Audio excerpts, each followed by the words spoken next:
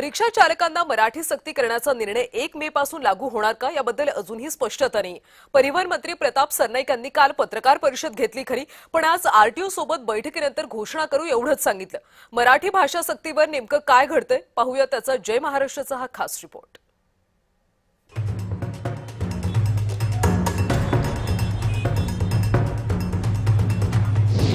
रिक्षा चालकांना मराठी सक्ती करण्याचा निर्णय 1 मे पासून लागू होणार का याबद्दल अजूनही स्पष्टता नाहीये।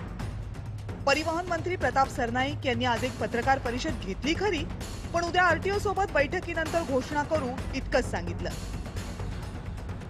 वेगवेगळ्या संघटना होत्या आणि वेगवेगळ्या संघटनांच्या माध्यमातून आता चर्चा झाली, सकारात्मक चर्चा झाली। मला अभिमान ह्या गोष्टीचा आहे की परिवहन मंत्री म्हणून प्रताप सरनाईकनी ही भूमिका घेतलेली आहे की महाराष्ट्रामध्ये जर तुम्हाला व्यवसाय करायचा असेल, तुम्हाला जर रिक्षा टॅक्सी चालवायची असेल तर तुम्हाला मराठी अनिवार्य आहे, मराठी येणं बंधनकारक आहे। पण या धोरणाची घोषणा केल्यापासून सरनाईकांना पक्षातूनच विरोध होतोय।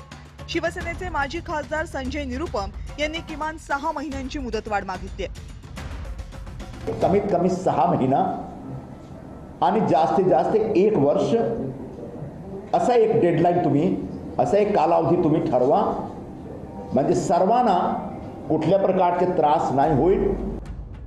मनसेचे नेते संदीप देशपांडे यांनी मात्र निरुपम यांच्यावर सडकून टीका केली आहे। आनंद दिघे हयात असते तर निरुपम यांच्या कानशिलात लगावली असती, अशी प्रतिक्रिया देशपांडेंनी दिली। आज जर स्वर्गीय आनंद दिघे साहेब असते तर संजय निरुपम सारख्याच्या कानाखाली 2 वाजवले असतात त्यांनी, तर दिघे साहेब नाही तर निदान शिंदे साहेबांनी 2 वाजवावे, 2 नाही किमान 1 तर वाजवावी।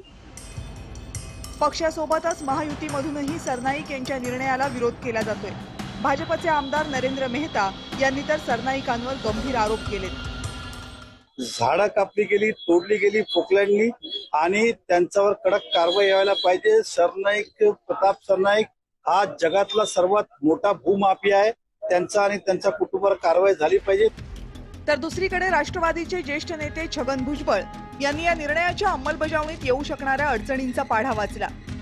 लोक संपावर जातील, मग परत लोकांचे हाल, परत आपल्यालाच ऐकावं लागणार की तुमच्यामुळे जे आहे आम्हाला जे आहे जाण्या येण्याची आमची व्यवस्था जी होती ती खंडित झाली वगैरे वगैरे। तर थोडंसं जे आहे सांभाळून हे घेतलं पाहिजे।